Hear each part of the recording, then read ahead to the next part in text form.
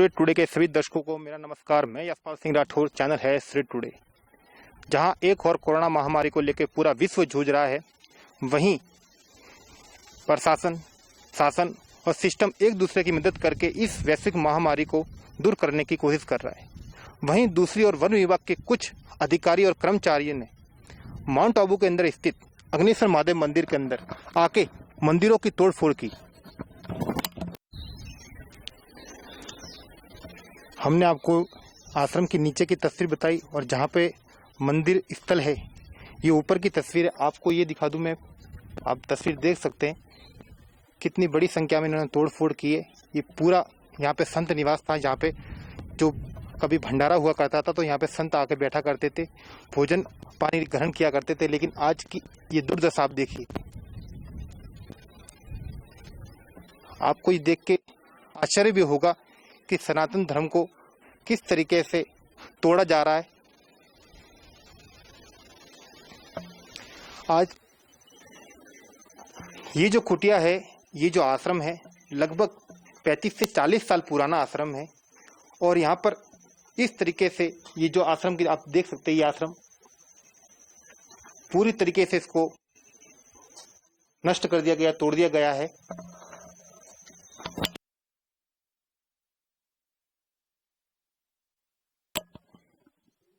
ये आश्रम की तीसरी तस्वीर है। आपको ये तस्वीर देख के आश्चर्य भी हो रहा होगा कि किस तरीके से 35 से 40 साल पुराने मंदिरों की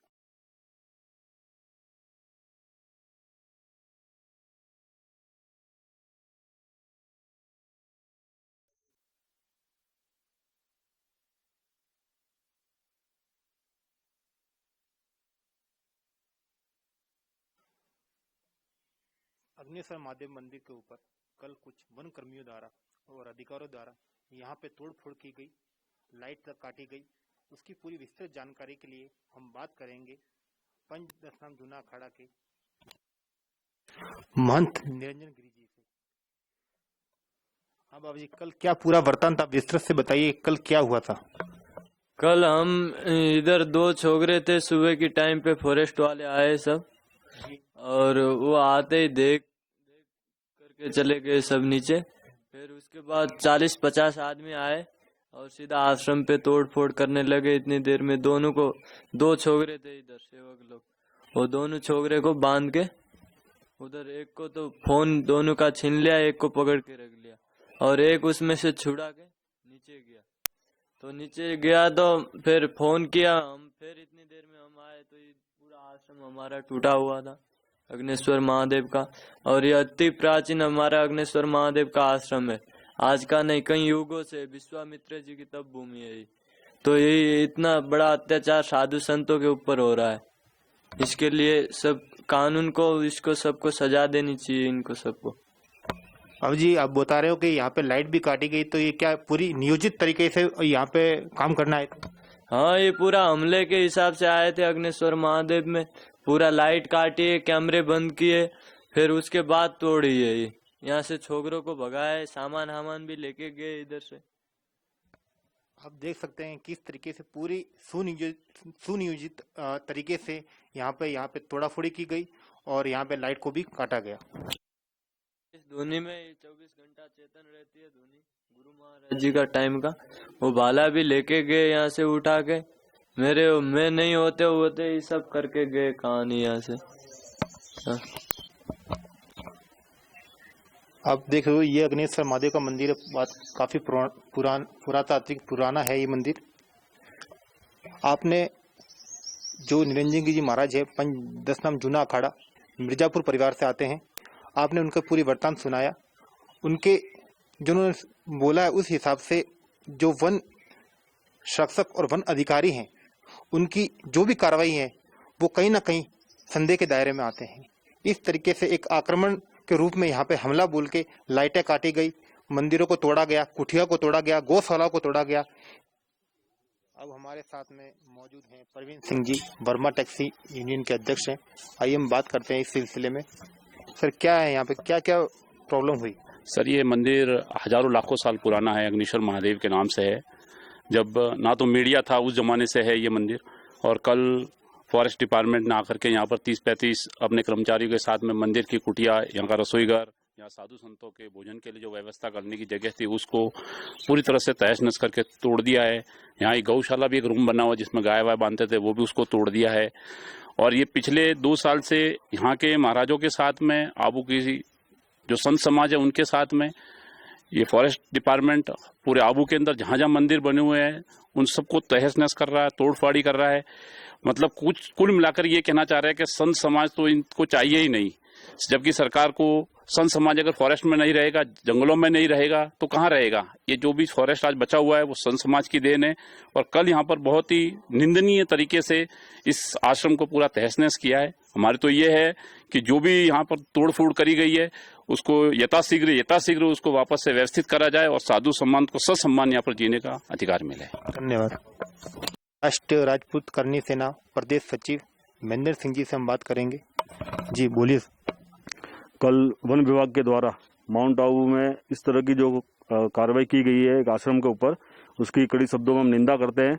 आपको ध्यान होगा, आपके चैनल के माध्यम से 1 वर्ष पूर्व जब लॉकडाउन का समय था तब भी वन विभाग के द्वारा ऐसी ही कार्रवाई को अंजाम दिया गया था, क्योंकि धारा 144 लगी हुई थी और प्रोटोकॉल के तहत लोग घरों से बाहर भी नहीं निकलते। इस समय भी वन विभाग के द्वारा इसी समय को देखते हुए यह कार्रवाई को अंजाम दिया गया है।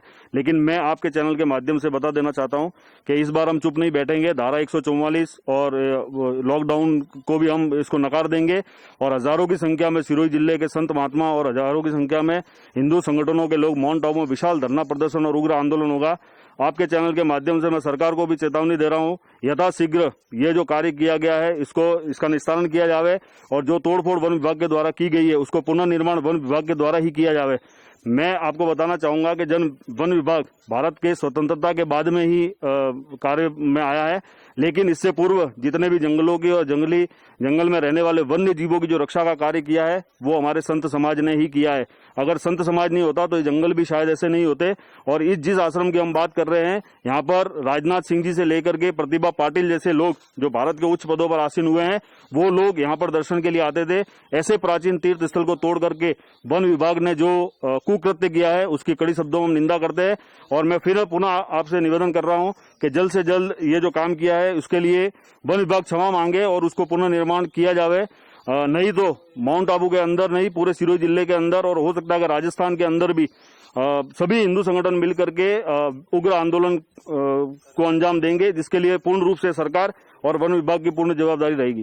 धन्यवाद सर। जो पानी की पाइपलाइन मोनी महाराज रामचंद्र जी द्वारा खुदवाई जा रही है उसके अंदर जो मजदूर काम कर रहा था, आप देख सकते हैं इस मजदूर की हालत। यहाँ पे फॉरेस्ट के कर्मी और अधिकारियों ने मिलकर सामूहिक रूप से इनका पैर को तोड़ दिया गया। आप देख सकते हैं। क्या नाम है आपका? शंकर। क्या हुआ था? पीछे लड़ लेके गए थे मारने के लिए, मेरे को मारा भी था, नीचे गिरा दिया खड्डे। कितने लोग थे? 6-7 जने। क्या बोला आपको? वो बोल रहे थे कि काय के लिए इधर पाइप का काम कर रहे हो। पीछे आते ही माँ शुरू कर दी उन लोगों ने पीछे भागना। मेरे को मैं गिर गया खड्डे के अंदर, तो 2 घंटे से बाद खड़ा होगा मैं। शंकर पुत्र गुलाब गरासिया गुरुमुख रोड पानी की टंकी पास ने परिवाद पेश किया था। जो परिवाद सीसीटी ने इस पर 00046 है, जिसकी जांच जारी है। सर जांच कब तक पूरी हो जाएगी? देखो साहब, लॉकडाउन भी है और जांच अधिकारी पारस कुमार हेड कांस्टेबल है और जल्दी से जल्दी इसकी जांच कर दी जाएगी। सर लॉकडाउन तो है, लेकिन लॉकडाउन के अंदर अगर 20 से 25 लोग सामूहिक रूप से इकट्ठा होके और सर किसी भी एक आदमी के ऊपर अगर आक्रामक नीति अपनाते हैं तो सर ये कहाँ तक उचित है? देखो 20 या 25 ये जांच का विषय है। जांच अधिकारी से अगर वो पाएगा 20 से 25 है तो उनके अगर उन्होंने लॉकडाउन की अवहेलना की तो उनके विरुद्ध प्रभावी कार्रवाई की जाएगी। और सर आप इनसे जितने भी महात्मागण हैं और जो भी इनके भगत लोग हैं इनको आप आश्वासन क्या देंगे कि कब तक ये कार्रवाई जल्द से जल्द पूरी की जाएगी? आप क्या आश्वासन देंगे? कानून के दायरे के अंदर रहते हुए अतिशीघ्र इनको न्याय मिलेगा। धन्यवाद। हाँ फटाफट बुलाओ, नहीं तो हम इधर धुना लगाएंगे। हम जाएंगे नहीं इधर से इधर उधर। आपके लिए कानून नहीं था? 40 आदमी आप ऊपर गए तो हैं?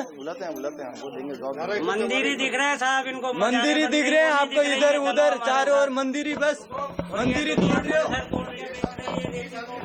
और आप लोग बेच रहे हो रेती कच्ची पत्थर। जवाब देना पड़ेगा। संत समाज को लगभग यहाँ पे आए 2 घंटे बीत चुके हैं, लेकिन डीएफओ साहब अभी तक अपने कमरे से बाहर नहीं निकले।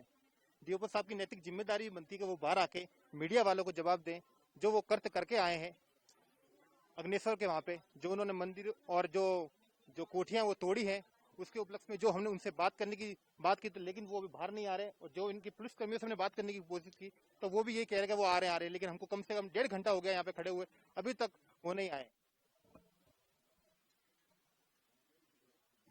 मैं यशपाल सिंह राठौर, कैमरामैन सरवन मिगवाल के साथ आप देखते रहिए श्री टुडे और बने रहिए श्री टुडे के साथ में, सच्चाई के साथ हर पल हर दम।